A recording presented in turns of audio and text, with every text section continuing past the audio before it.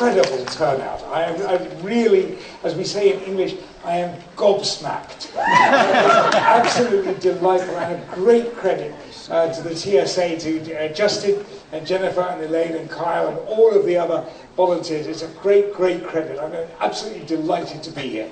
We're going to be talking, Michael Persinger and I, are going to be talking about possibly one of the most important aspects of human behavior, which is the link between belief and behavior.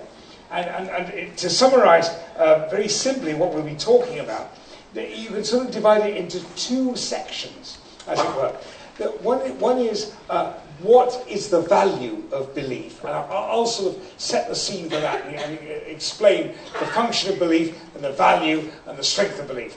And then the other is how to believe. In other words, where does belief start from in the brain, and what goes wrong, and why does it get where it gets, and why does it do the things it does? And that's the sort of main part of the presentation. That's coming from Dr. Persinger.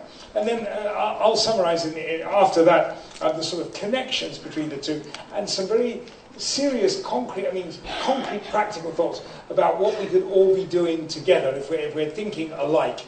And that will continue after the intermission. Very simply, right, the world is scary. If you can imagine being a Neanderthal man or a Cro-Magnon man or something like that, and you wake up one morning and there's a thunderstorm or a flood, and your first emotion surely would be something like, crikey, what the expletive deleted is that? And your first thought would be to try and make sense of this really scary thing, because the world appears to us correctly to be scary and arbitrary. We don't seem to understand the rules. Believing, this is my hypothesis, which I'll come to expand in a moment or two, and I sort of lead up to Michael, that believing is a human activity, an activity of the human brain, which is basically a coping mechanism. It decreases anxiety and fear. And I think that's the big value, that's the strength, that's the importance. When people say, they believe in a god or gods or alien visitations or whatever it is, that belief gives them comfort. They are speaking truth. The belief gives them comfort. It's designed to. It's part of why our species is so successful, is because every time there was a thunderstorm or a flood or something, we didn't fall to pieces and panic. We actually sort of thought about how this might be part of something, and as a result of that, we decreased our own anxieties. So belief is, according to my view, a coping mechanism. And what it is basically making sense of the unintelligible. Making sense of the unintelligible. And I put at the bottom of that slide just one story. I'm just going to deviate for a moment or two, but this is really important. I read this as a headline, and I think I was like 10 or 11 years old, so it was back in 1861. But it was a horror story, it was a genuine awful tragedy. That what happened, it was an ice show somewhere in the United States, with people skating on rinks and doing a big show. And there was an explosion in the middle of the ice show. And the gas furnaces underneath one of the sections of seating exploded and killed a large number of people, many of whom were children. And the report described this. I can actually remember reading it and remember how I felt. And the children, several of the children who had been killed, their bodies were thrown onto the ice. And the reporter said that he saw, and I'm sure this was true, dazed parents standing there holding the child who'd been killed. And several of them said, it's part of the show, it has to be. And instantly I could see why, and I'm absolutely certain I would be the same. That I was at an ice show, expecting a really enjoyable thing, something terrible happens, my child is dead, my immediate reaction would be, it's part of the show, it has to be. Because that makes the unacceptable acceptable, the uncopable with, copable with. For that instant, you could actually, as it were, deny the reality of what was happening, and yet at the same time accept it. And that, I think, was a demonstration, a genuine demonstration, of the importance of a coping strategy, the importance of a belief system, however intellectually ludicrous it would actually be, however unreal and unbelievable it would actually be. At that moment, it gives comfort. What Michael is going to be talking about, and this is just a sort of, I feel a bit like a secular John the Baptist, saying, the man that comes after me, I always imagine John the Baptist having a T-shirt saying, the big cheese is coming behind me. But as a secular John the Baptist, what I'm going to say is that what Michael is talking about is a very, very important, possibly the most important area in physiology, let alone neuroscience. And he will be explaining how we now know that much of the configuration and processing of belief systems occurs in the right temporal lobe, and it's a vision. What I'm saying, to set this up even more accurately, is that this is one of the features of the human brain. And there are many features of the human brain. Now, I'll just do a couple for you. This is, I think, a useful analogy for Michael's talk. But it's a useful talk, a useful trick that you can do at Christmas parties. And you can actually earn a fortune doing this. So it's very good. You ask somebody to hold their hand out like that, okay? And to close their eyes. And then you say, or hold their hand out like that, I guess. And then you're going to touch the outside surfaces of one finger or both fingers simultaneously. And you say, how many fingers is this? And they say 1 if they're smart. And you say, how many fingers is this? And they say 2. Good. Keep your eyes closed. Say, now keep your eyes closed. Now cross your fingers. This is a really good demonstration. Cross the fingers and make a little V between the second and the third finger like that. And then you say, keep your eyes closed and tell me 1 finger or 2 fingers. And then you slide 1 finger into that, even with my eyes open. It works. You slide 1 finger. It doesn't work so well when you do it on yourself, but it works brilliantly on other people. And they will say 2. Now, I promise you, you can make a fortune. How do you think I can afford the jacket? So do that. Now, the point is that the human brain is organized to interpret information from the outside border of the second finger to the third finger, and it always correctly interprets simultaneous stimuli as 2 objects being in touch. Even though the human brain is capable of understanding that you crossed your fingers, it's not capable of deprogramming itself. So when you actually slide the 1 finger, you can't, even if you know it's 1 finger, you can't make it up there 1 finger. And the same is true of mirages. I'm building up to Michael. Mirages are the same thing. The mirages we now know are caused by what's called a temperature inversion, in which basically cold air gets trapped below hot air, instead of the other way around, and you actually get what's basically an air lens.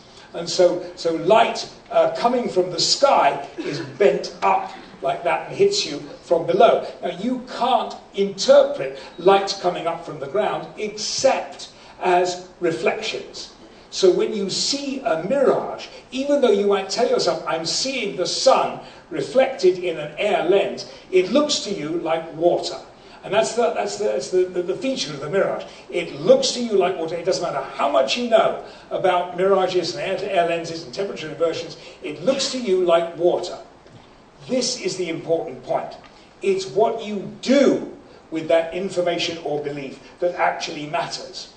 It's not right or wrong that you feel 2 fingers when you try that trick.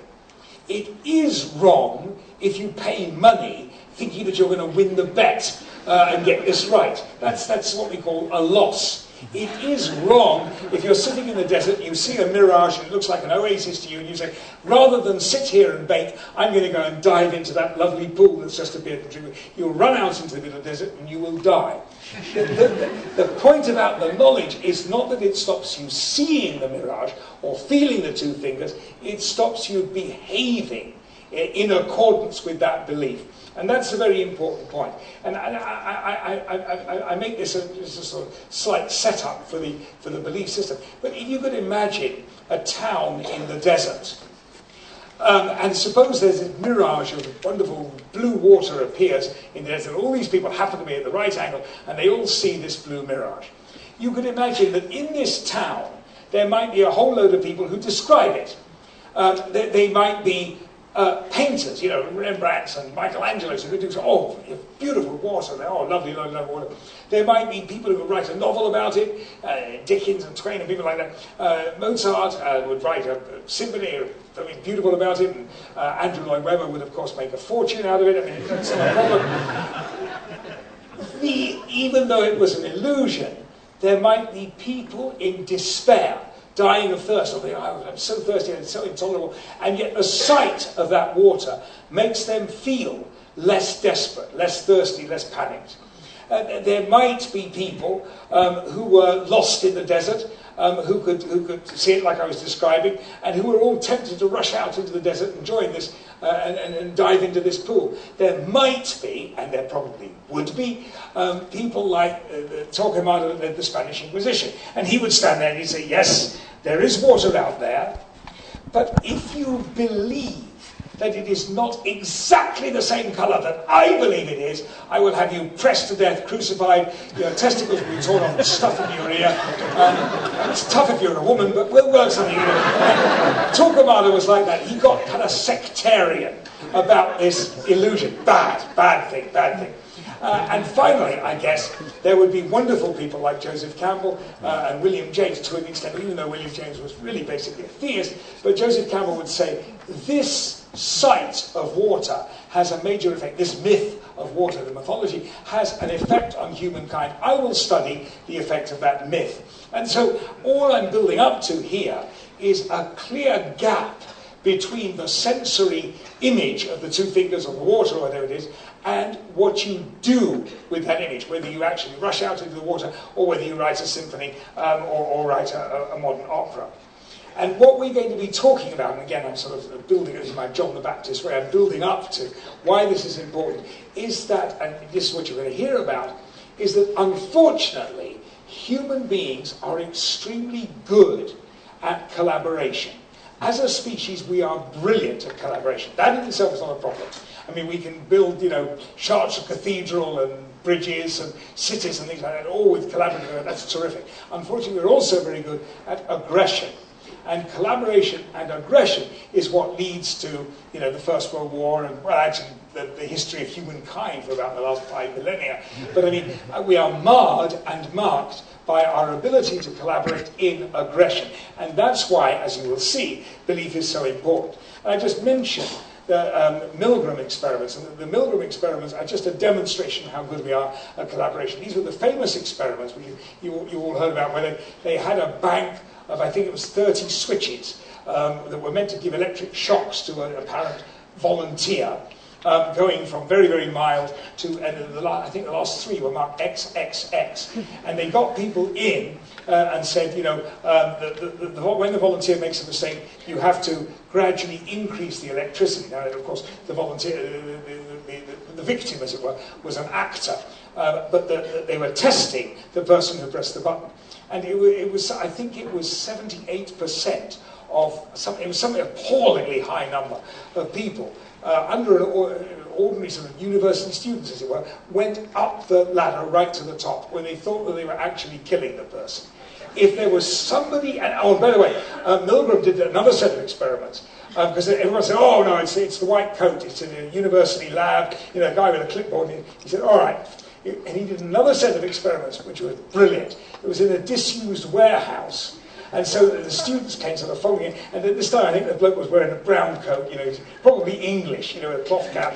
Hello, you here for the science, are you? Come over here, shot this person to death, and the same number, exactly the same number, 78, unless there was another paid volunteer among the group who said, I don't think this is right. And the person who said, I don't think this is right, when there was one of those there, it went right down to, I think it was 10 or 15%. So we are capable of being basically bludgeoned into killing, and we are also capable of being brought back away from that particular brink. So it all kind of sets up the tinderbox image of the human brain. now I'm now getting ready to hand over to Michael. What I'm saying so far is a very, very simple thing, that beliefs are amazingly powerful. And they are amazingly deep, and they are amazingly strong, and they are strong because they are powerful, and because they are useful, and they are deep inside us because of that. That our ability to process horrible information with help from a belief system has made us a very successful species. And what I want to hand on over to now is whether it matters, whether or not there are literal truths underlying the belief. Does it matter that there is one finger in the crook, or that there is water in the desert? Does it matter or not? And I'm going to link from Michael's presentation to that in a moment or two. So I'm going to set Michael up with a very simple thing, which beliefs are big, no doubt, but what causes them? So will you welcome, please, Dr. Michael Persinger.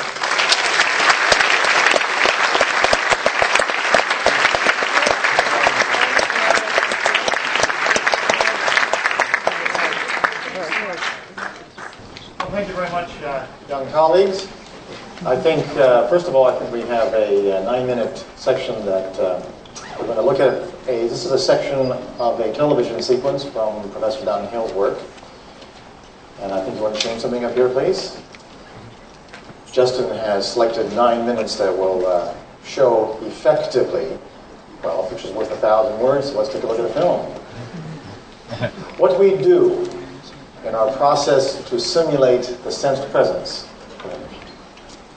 All right, what you saw right then was the experimental simulation of generating a sensed presence of tremendous power, which was sufficient enough to produce fear in a seasoned individual, an individual who was and is a professional journalist. And you can see it doesn't take much energy. The critical thing is the pattern. So what I'm going to be talking about for the next few minutes, next 45 minutes, is how we engage and produce the experimental sense presence and what it means in terms of the God experience. The point is, there may be residual properties within the brain itself that generates the most powerful experience that's ever evolved in humankind, which is the belief of a sensed presence that's beyond you and beyond time. All right, so two cerebral hemispheres, two selves, the me and the other. Let's look at the scientific method, because that's what I am. I'm a scientist, and I use the scientific method to go to the unknown, because that's what science does. Okay, next please. Well, throughout human history, the experience of the personal proximity of a sentient being, a presence, extraterrestrials, or another consciousness, has been attributed to God, spirits, and even the muses. Many creative people still talk about the muses visiting them late at night, usually between 2 and 4 in the morning. That's the usual time when you have these experiences. Okay.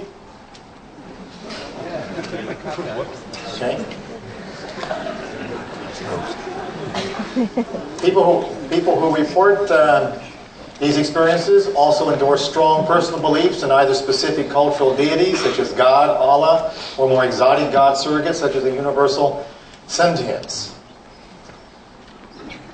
Now, the critical question to ask, if all experiences are generated by the brain, then experiences of all sentient beings, including God, should be generated by brain activity. That follows from any kind of basic neuroscience. The basic hypothesis we've been pursuing is the following. The sense of self and the sense of the other are derived from subtle but complex structural and neuroelectrical differences between the left and right hemispheres. We have two sides to our brain. Even though upon gross inspection they look identical, they're not. They share very little structure. These microstructural differences mean microstructural differences in behavior. Now, whereas traditional left, more linguistic hemispheric processes are coupled to the sense of self, the transient intrusion of the right hemispheric equivalents of the sense of self into awareness is associated with the sense presence. In other words, you know the sense of self is tied to the left hemisphere. Language, that's why people fight and die and kill each other to maintain the sense of culture and language. But what's the right hemispheric equivalent? And when you're aware of it, what do you experience? Our experimental data suggests that when the right hemispheric equivalent to the sense of self intrudes into awareness, you feel a sense of another. And since the right hemisphere is involved with space and emotion and affect, you feel this tremendous emotion, this spatial, almost infinity about it, and furthermore, a sense that somehow is familiar but not quite you. The sense presence is the prototype of all God experiences, whose details are determined by the cultural labels applied to the experience. So you can see here from the presentation that depending upon your culture, you're going to label it differently, and the label you place on it during that instantaneous experience is how you will recall it. Remember, memory is not a videotape. Memory is a reconstruction of experience, specifically memory about yourself and to whom and with whom you've had experiences. You reconstruct it. It's not a videotape. And the label you put on these experiences is how you remember it, and the details that you have with that label will influence how you experience those details. Now, here's how it works from our data. Any process that facilitates a disruption in the normal state of reciprocal inhibition between the two hemispheres should increase the incidence of a sense presence. And the basic hemisphere connections involve the corpus callosum, which you can see, which is the large structure on the top, the anterior commissure, and what most people don't realize, but was discovered by a great neurologist, Canadian neurologist, Pierre Glore, and his colleagues, the dorsal hippocampal commissure, which is right below the large part of the splenium, that actually allows the hippocampus to interact, and indeed to have memories stored that may seem like memories, but they're really not. They would be illusionary experiences that your brain labels as a real memory. Now, slightly more intense stimulation of the right hemisphere followed by bilateral stimulation of both hemispheres should facilitate this intercalation between the two hemispheres. So first, right hemispheric stimulation to sort of activate it, to jack it up, and then a bilateral stimulation. And of course, this is done very often in religious settings, where you first listen to music or chanting. You get the right hemispheric activation, and then the minister or the rabbi or the religious leader or whoever it is that's talking then delivers the language, which means bilateral stimulation, and of course then you get the experience, the intense experience that often leads to very moving sense presence. Now, right hemispheric dominance has been associated with enhanced spirituality. That's been shown chemically. And the right hemisphere, or a component of it, may be more sensitive to the effects of weak magnetic fields, as well as increased geomagnetic activity. Now, geomagnetic activity is something perhaps you haven't thought about, but we are all immersed in it all the time. There's the Earth's magnetic field. You can see the Earth on the left. You can see again, the diagram of the Earth's magnetic field being influenced by the sun. You can think of the Earth's magnetic field as a kind of spring that's oscillating. Typical intensities between 1 nanotesla and 100 nanotesla. We're all immersed in it, and the reason I'm mentioning it today is because we now have evidence that certain weak stimuli within the environment have the capacity to induce the sense presence. Now imagine what that means. Suppose millions, if not billions of people have this experience more or less simultaneously, and then someone says, that's a sign, that's a cosmic consent, because you're having these experiences to do a particular behavior. The point is the experience is being generated, and other people are labeling it for the population. Now, in terms of major correlates of geomagnetic activity, 25 nanotesla, or NT, refers to relatively small amounts of activity. Notice the kinds of correlates that have been frequently associated with increases in geomagnetic activity. Again, we're all immersed in it. You can't escape from it, not easily at least. Psychiatric emissions, these are correlations on the right. These are 0.2 to 0.3, which means you're explaining on the order of about 10 to 20%, 25% of the variance, epileptic seizures, sudden death, aggression, disrupted circadians. In other words, our brains are immersed in these subtle fields that have big impact upon our behaviors. Now here's exactly a representation of something we found in our laboratory. And again, I'm used to using pointers, so I'll spell it out for you. In terms of frontal alpha activity, or temporal lobe alpha activity, or occipital alpha activity, this is a brainwave range of 8 to 13 hertz.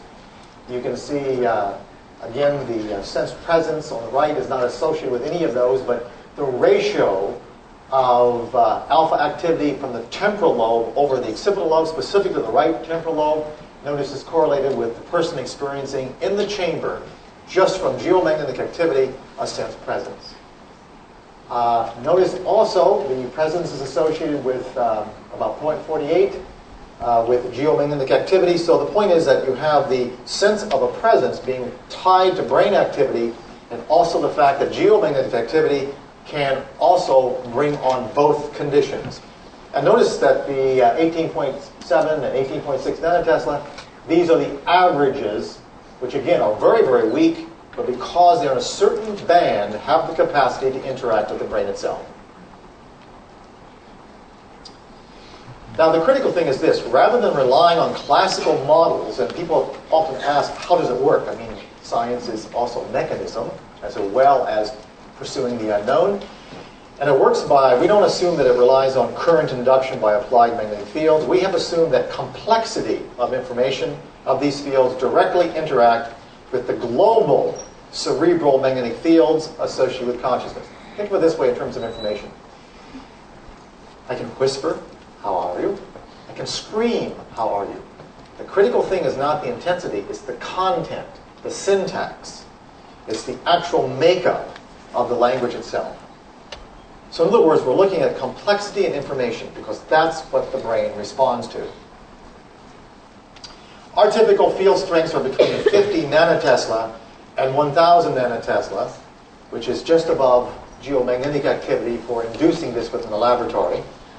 For comparison, at 20 centimeter distances, a typical shaver generates 10 microtesla, which is 10 times more strong than what we use.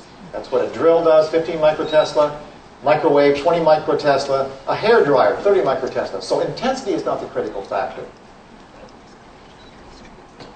In fact, to give you an idea of this again, to reiterate, I think you all understand what I'm saying right now, right? Okay. Well, right now, you're exposed to about 40 to 50 decibels. That's 2,000 micronewtons per meter squared, about 2,000 micropascals, 2 millipascals.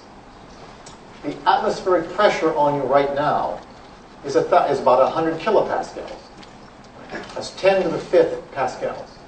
So the difference between 10 to the minus third of millipascal and 10 to the 5th pascals, that's 10 to the 8th, almost 100 million times. The sound pressure from the atmosphere is 100 million times more than what my sound pressure is coming from my voice. Can you feel the atmosphere? Is it talking to you? No. Intensity is not the feature. It's the pattern. It's the information contained within it. And that's the secret to manipulating the sense presence and generating it experimentally within the laboratory. It's not intensity. It's the pattern that you generate to the brain. So, on the left you see classic sine waves. Physics goes out of its way to be as pure as possible, but the brain does not respond to sine waves. It responds to natural patterns. On the right you can see the patterns that we typically have used. The top one is a burst firing pattern modeled after a human amygdala, which is the part of the brain involved with giving meaning or fear or sexual ideation or ecstasy, depending on how you stimulate it. The one at the bottom, generated by one of my old colleagues, is a frequency modulated pattern. By putting together these various patterns, which reflect what the brain does naturally, notice the long-term potentiation. All of us have memory. At least we tend to remember things. To have memory, you need long-term potentiation, which is a special kind of pattern within the brain. And if you put these things together in batch files to make it complex enough, you can begin generating powerful and complex experiences within the brain itself, including the sense presence. Young colleagues, we've got the technology to generate the God experience in the laboratory, controlled in an experimental way, because in order to understand it, we have to be able to replicate it with an experiment. The experiment is the most powerful tool that science has ever devised. That's how we demonstrate things. And now we have the technology to demonstrate it. Now, what's the anatomy of a complex field? Well, that's what it looks like. And like a scientist, I don't hide things. I publish all my work. And many people say be proprietary. I think that information of this type everyone should know about, so we're most happy to tell you how it's done. And without computers, we couldn't do it. Effectively, the complex field is a pattern composed of point durations. So effectively, looking at the bottom, we have a row of numbers, or column of numbers, ranging from 1 to 256. That should ring a bell, that 256 from the new computer people. Each number is translated to a voltage between -5 and +5 millivolts. 5 volts, between -5 volts and +5 volts. So each point then lasts for a discrete amount of time. And on the right there, you can see the actual burst firing pattern, which is composed of about 230 points. Each point lasts for about a millisecond to 4 milliseconds, and we can compose a complex pattern. And we can generate timing between the patterns. For example, a pattern can be produced and then generated once every millisecond, or it can be spaced every 10,000 milliseconds. Depending upon how we manipulate and program the computer, we can generate very complex fields that mean different things to the brain. Now here's some of the general characteristics, because if magnetic fields just did the same thing to everybody, it wouldn't make sense. And I would be very suspect of placebo. It's very specific. This is some of the research done by Lauren Martin. And what you see here is that if you're looking at analgesia, incidentally, the fields we use that generate the God experience, if you apply these fields to rodents on a hot plate, the analgesic effect is equivalent to 5 milligrams per kilogram of morphine. In other words, it's a very euphoric experience. But it takes time. Here's what Lauren Martin found. If you look at the vertical axis going from 0 to 100 as an indication of more analgesia, and on the bottom axis we have different combinations. The sham field does nothing. You see 5 minutes of field and sham in 5 minutes, nothing much happens. It takes at least 15 minutes of exposure to produce some analgesia. And you can see at the very last, the black bar meaning 30 minutes after the field starts, and 60 minutes is the white bars, which refers to 30 minutes of exposure and then 30 minutes of no exposure. So you can see in the white bars, after 30 minutes of exposure, there's still analgesia. There's a long-term effect. Notice that it takes time to get analgesia. There's field specificity. Different fields affect people in different ways. They affect rodents in different ways. Here again, you can see that the vertical axis refers to analgesia. The higher the bars, the more the analgesia. Sham field has relatively little effect. Notice that a frequency modulated field, that was the bottom one you saw before, produces analgesic effects pretty quickly. The burst firing field still does as well, but it takes a different amount of time. In other words, different patterns have different specificities. And finally, it depends on patterning. This is the interstimulus interval. Again, this is the equivalent. If you inject it into an animal of 5 milligrams per kilogram of morphine, exposing these weak magnetic fields, whole body to these animals produces a kind of analgesia, a kind of high in the case of a human being, that is very similar to some of the euphorias we see in the peak religious and God experiences. Notice that along the x-axis we have the interstimulus interval. There's sham. Again, the higher the bar, the more the analgesia. 4 milliseconds between pulses, 400, 4,000, 8,000, 15,000. You can see that specific timing. And here's the whole point. You know as well as I do that if you're going to influence somebody with a drug, what determines the effectiveness of the drug? It's the molecular structure. In magnetic fields, it's not the molecular structure, it's the time. Whereas drug effects is to space, magnetic fields are to time, temporal patterns.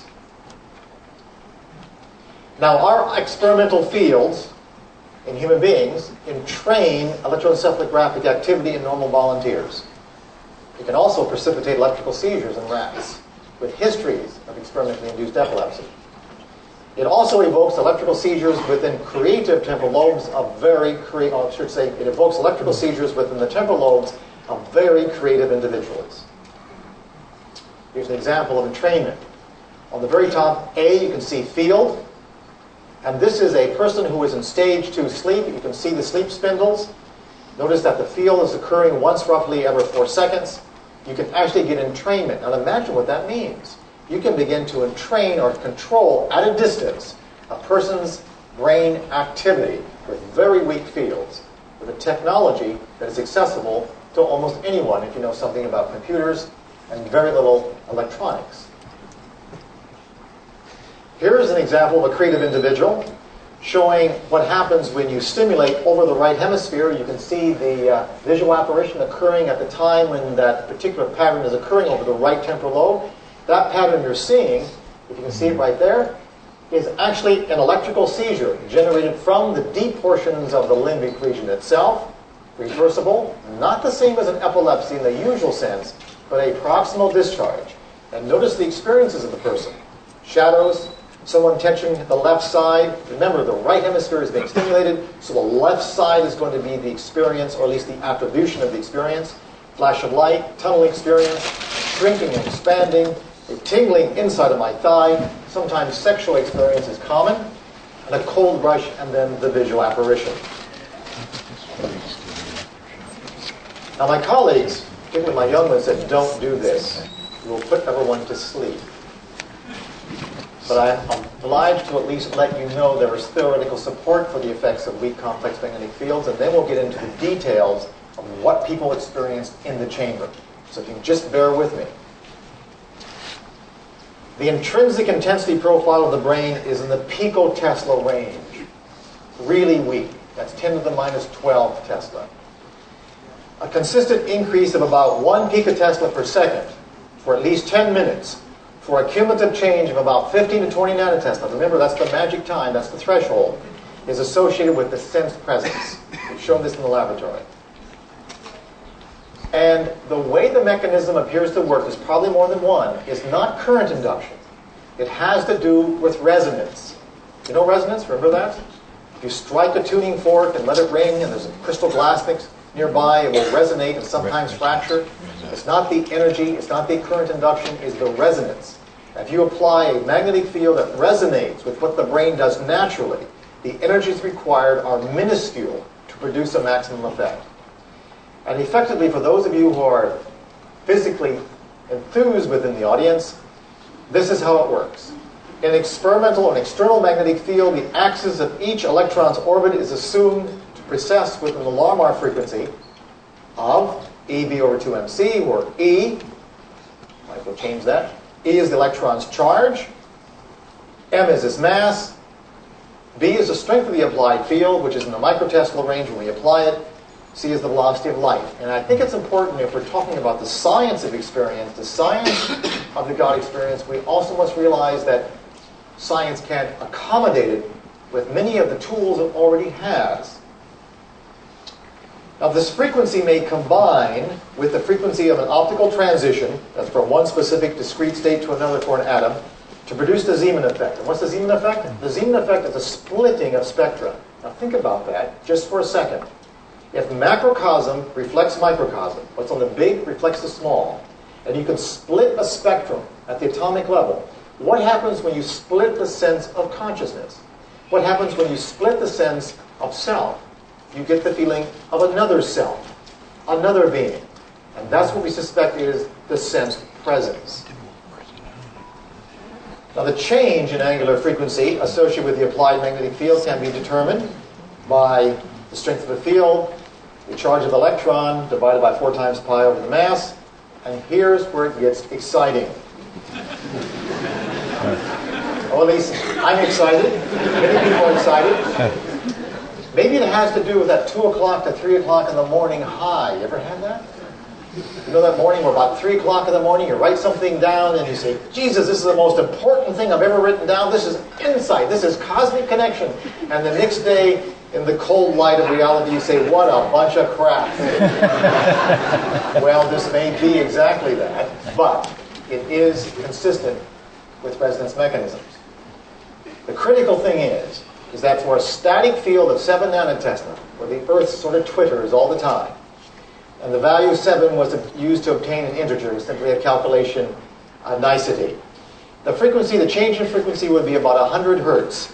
That means that most of the important maximum range in classical brain frequencies, which is about 1 hertz to about 100 hertz, is somewhere between 70 picotesla, which is how the Earth resonates a lot of its time, and 7 nanotesla. So in other words, these are very weak fields. These are the intensity of the fields that we can induce when we apply our magnetic fields from our equipment through the brain. So how do we do it? Experimental simulation of the sensed presence. That's Stan Coren sitting with his Coren helmet. Now, over the last 15 years, we have published the results of 19 different experiments involving over 500 subjects. Then 14 female and 5 male experiments were blind to the hypotheses. I'm never around. All right, it's very important for two reasons. One, graduate students, for whatever reason, tend to be somewhat nervous when I'm around. So consequently, I stay away. Besides, it gives them a sense to develop their own sense of control, their own sense of understanding of how the experiment works. In our laboratory, we emphasize independent thinking. Even if it doesn't agree with the contemporary, we emphasize independent thinking, even if it goes against the theory itself. The critical thing is the scientific method, the experiment, and what are the data. Now, procedures are the following. The experimenters were blind to which particular magnetic field pattern would be affected. That's always the case. Subjects completed the personal philosophy inventory while attending introduction to psychology classes about 2 to 4 months before the experiments. In other words, it gives us some idea about what the history of the person is like. We do it 2 to 4 months before, so there's no carryover. I mean, they can't remember these items, and these are relatively routine items. The subjects were assigned to treatments in a repeated sequential order, so the treatment groups were equally distributed over time. In other words, there's always a sequential allocation. They were told the experiments were about memory, relaxation, or imagery, but not about the sense presence. Now, obviously, as we became more well-known about what we were studying, there's probably a common lore about what we're doing, but we have so many experiments going on simultaneously that the person would really never know what the experiment was all about. It would be about memory, relaxation, or imagery. Each subject sat for 30 to 60 minutes within a comfortable armchair, facing eastward. Why eastward? Interestingly enough, it works more effectively. And the reason it works more effectively is that there are very clear geophysical and geomagnetic phenomena that are more prominent in the east-west versus the north-south direction. This can be shown experimentally even with visual thresholds, as some of my German colleagues have found. Remember, some of the methodologies that we've been following all this time may have a scientific basis. And of course, some of them may not have a scientific basis. The only way to find out is by the experiment. The room was completely darkened, and within a double-walled metal acoustic chamber, which was also a grounded Faraday cage. Now, the reason we put people in a darkened room is the following. When you're sitting, like right now, really millions of your neurons in your temporal lobe and your occipital cortex are involving in passive and casual and active recruitment. By putting a person into a very dark room where they cannot hear anything, all of those neurons can then be recruited into the experience, so you do not require intense fields. It's kind of an internal amplification. It's probably one of the reasons that so many of the introspectionists historically went into caves or into the desert, because you can amplify very weak environmental stimuli. In about half of our experiments, more than 250 subjects, bipolar electroencephalographic activity was recorded from the occipital, temporal, and frontal lobes. Those numbers refer to where we placed the electrodes. After each experiment, subjects were given an exit questionnaire. General findings. The amount of variance explained in the occurrence of the sense presence by the applied fields range between 25% and 35% for group studies. There's gender differences. I hope we know by now, I hope the political correctness is gone, that human beings are all the same. We're different. It's called individual differences. And furthermore, there's genetic differences, male and female differences being the most conspicuous. There are at least 30 different sexually dimorphic regions of the brain that are different between males and females, including the more bulbous portions of the caudal portion of the corpus callosum or the splenium. So it shouldn't surprise us that men and women, when exposed to a more or less homogeneous field, should have slightly different details in their experiences. Yes, indeed, we all have experiences. We're all human. You can take one human being and figure out what all humans are like based upon some general characters. But these individual differences based upon microstructural differences in the brain should produce microstructural differences in function and experience. And that's what we find. Men, the sense presence is associated with a feeling that the experience is externally controlled. should point out that men are also more likely to say they would kill in God's name if he or she told them to do so. That's an interesting feature in terms of the aggressive behavior in males. Incidentally, ladies, you're not independent. There's a large number of females who would do the same thing. The difference between males and females is only about 3/4 of a standard deviation. Only at the extreme ends do male and female effects show up. In between, we're all basically intermixed. But the point is, men show a sense presence and a feeling that the experience is externally controlled. In fact, many of our subjects actually feel that they weren't controlling their own thoughts, that the thoughts were being inserted by an external force, often with cosmic consent. Do you understand the political significance of that? Suppose you're in your bedroom and a sense presence says, you should kill that person, that group, that gene pool, because I told you to, and I'm cosmic. Women, on the other hand, the sense presence is associated with dizziness, out-of-body experiences, and with fear. Intense, very emotional presences have been most frequent. They can be emotional. I mean, really emotional. We have people cry in the laboratory. That's how intense they can be. The subjects generated greater proportions of alpha rhythms over the temporal relative to the occipital lobes, so we're always measuring the EEG. And when the burst firing fields, that's the ones that seem to be involved more with amygdaloid activity, that part of the brain involved with the sense of meaning. And the burst firings were applied again bilaterally. Again, this burst firing bilateral activity seems to be essential for these kinds of really emotional significances. And moderate strength correlations of about 0.4 to 0.6 occur between global geomagnetic activity, again, and the proportions of alpha rhythms over the temporal occipital lobes, the number of sense presences, and vestibular experiences. Now, I want to emphasize the vestibular experience.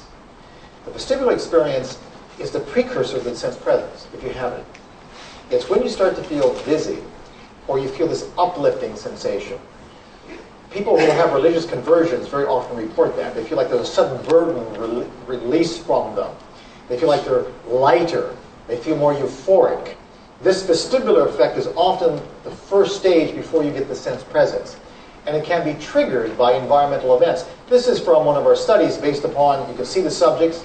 At the very bottom, you can see the average geomagnetic activity, 0 to 15, 16 to 30, 31 to 45, over 46. Again, there's something very, very important about over 20 nanotesla. The numbers that are below the bar graphs, 38, 35, 26, 28, that's a number of subjects. These were all taken over about a 1.5 to 2 year period. The Z score is the vestibular effect, the feeling of this feeling of a vibration, a pleasant vibration. Sort of like when you're falling asleep at night and you have that vibration moving through your body, assuming you're by yourself. That vibration moving through a rolling road. You must have had that at one time or another. And also the feeling that you're about ready to float or dissociate. That's the first stage just before the sense presence. And notice that geomagnetic activity, there's a threshold that will bring it on relatively quickly. And it's quite reliable. Incidentally, the vertical bars refer to standard error of the means, indicating there's statistical significance between below 16 nanotesla and above. Now, the sense presence is most frequently evoked if the person is exposed first to right hemispheric frequency modulated fields. Remember, the right hemisphere, you activate it. Now you have to get the information over into awareness, into left hemisphere, so you can label it. Now, you may label it differently. Some people may label it as God, some as their own body, some may label it as, and some they do, in fact, as extraterrestrial or ultra-dimensional beings. It depends on the label that's there, given to you by your culture, that will then determine how you experience it.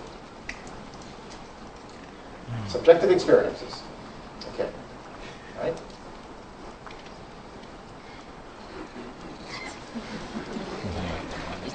Alrighty, let's see here. Of course, then again, this happens too. It's called electronic glitching. All right. Subject A. This is a 21-year-old female with a history of diabetes.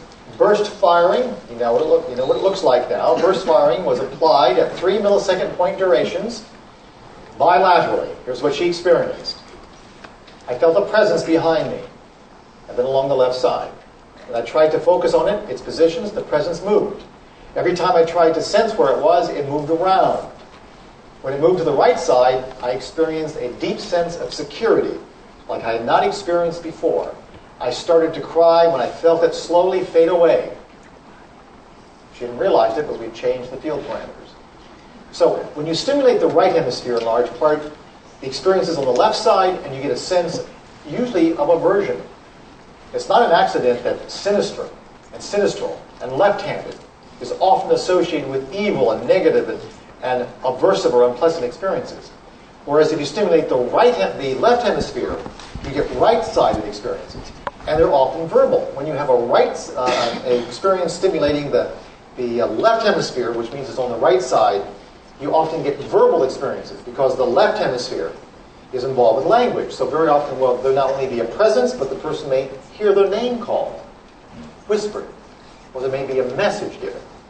In this case, what's really important about this case is that by the very fact that she tried to focus on the presence, which means that she changed her own activity, the changes in activity due to volition interacted with the applied field to produce a dynamic experience that it was moving around her.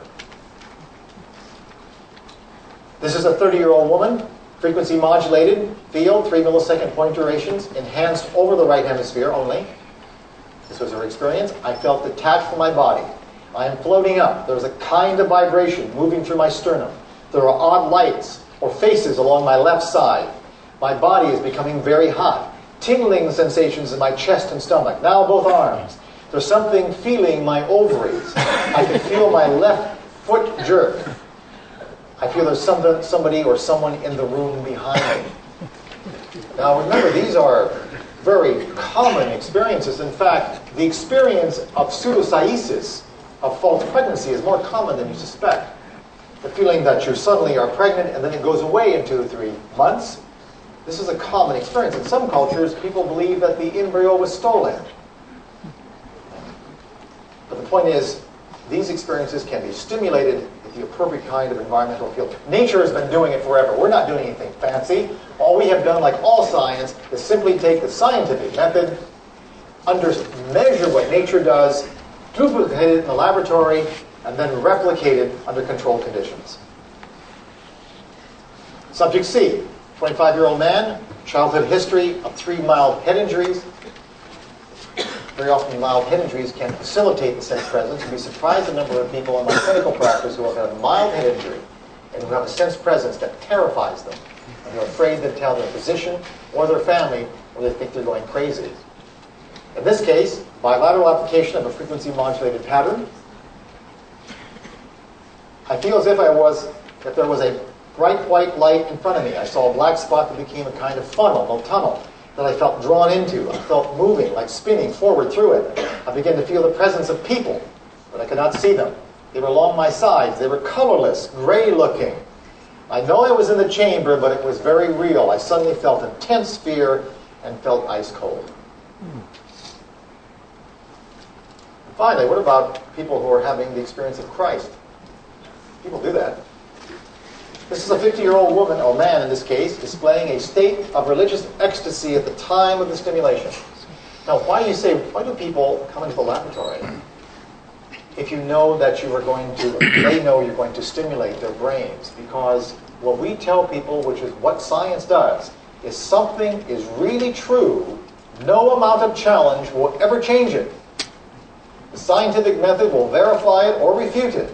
And if you're that confident in your belief, then come into the laboratory and we'll demonstrate for yourself if indeed the experience is veridical or not, or simply reliable. So this was a right hemispheric stimulation, and wrong direction, okay.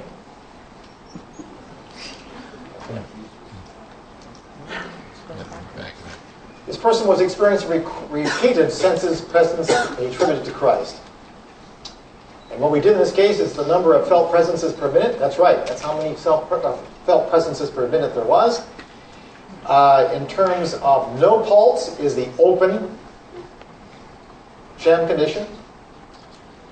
Applying the pulse, and this was a very special pulse, applied over the right hemisphere And notice that when the pulse is applied to the right hemisphere, first of all, there's a general increase in the number of times he experienced this Christ. He actually saw it. This is how he reported it. But notice that it was primarily on his left side with his right hemispheric application. So there was a background experience of Christ-like experiences, but when we turned on the field, we could actually localize it more to the left. You can see that, or both behind. And of course, the entire level increase. Notice that on the right side, there's really no significant difference.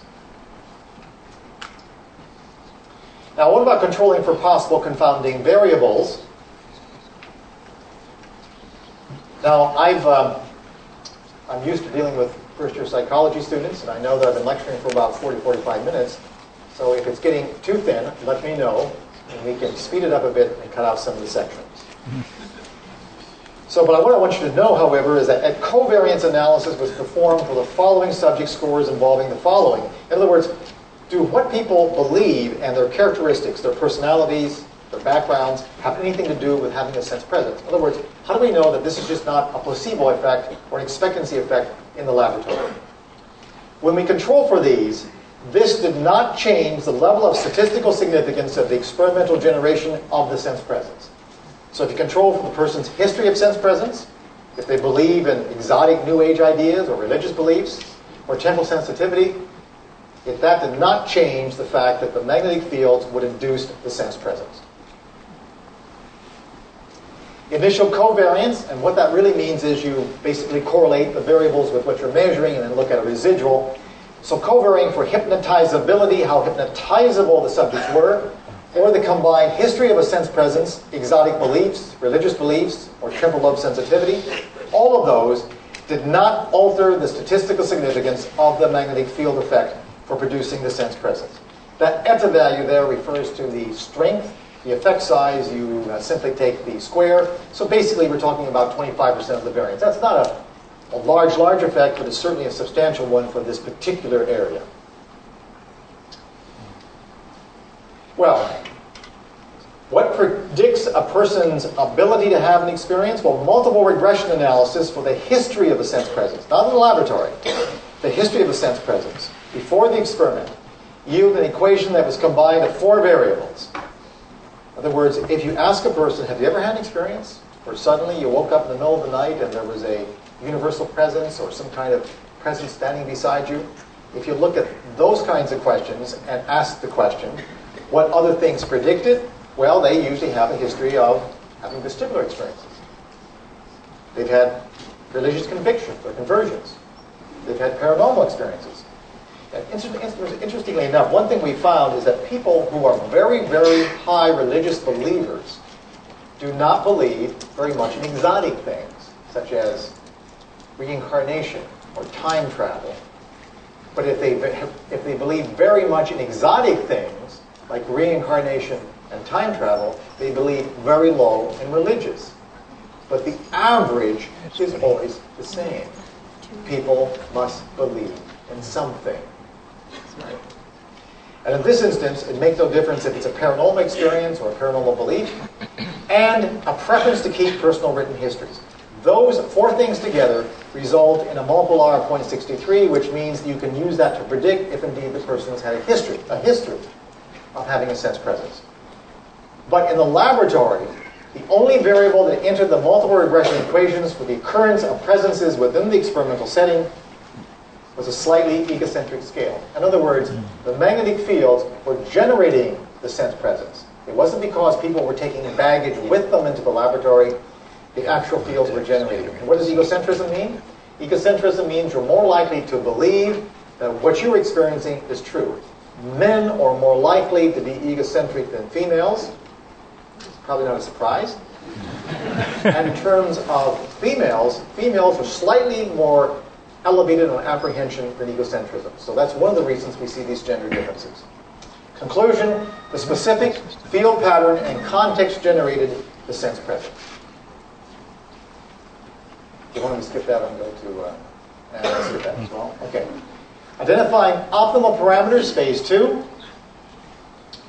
What we've been doing the last 4 years, which you probably haven't heard about, we've had 5 experimenters, 2 males, 3 females, 47 subjects, and what we're doing now is using each person as their own control. We now have the patterns, so now we're trying to fine-tune them. Think of drugs. You can start with some nice drug like something that produces relaxation, but if you really want to be effective, you have to find the molecular structure, the specific molecular features that allow you to have optimal sequestering to the receptor. Well, we're doing the same thing now with magnetic field patterns. What are the specific patterns? And of course, the consternation to all of this is people are different. So we have to tailor it to the individual. Although there are certain groups of people that seem to share patterns, we have to tailor it to the individual. So what we do then is each subject was exposed to 6 different patterns for 5 minutes each. The responses were recorded in real time along with the subject's EEG activity. In these studies, the latencies of response after the field onset for the most effective patterns range between 20 and 60 seconds, so they're quicker, much, much quicker. The subjects were blind to which and if a field was present, and between 75% and 90% of the subjects displayed at least 2 button presses. In other words, we got away from their experiences, and what we ask is, whenever you have experience, so we told them you're going to have an experience, they just don't know if there's going to be a field or not.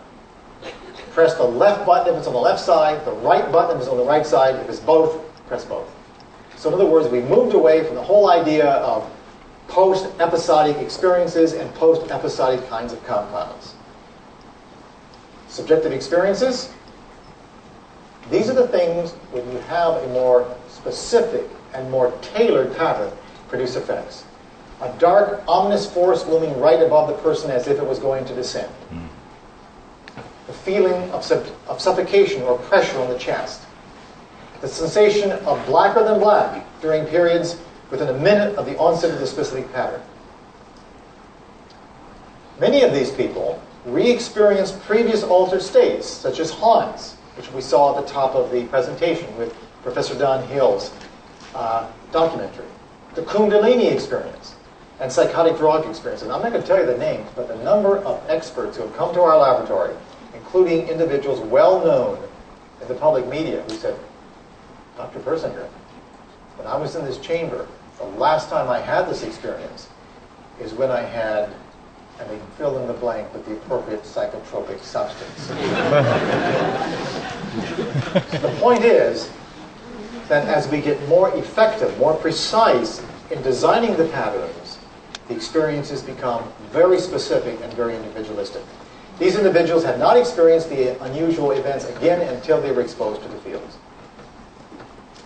About 20% of the participants clicked once or twice, indicating they were experiencing a sense presence, but had no memory of the experience 15 to 20 minutes later. It is an ephemeral phenomenon, right?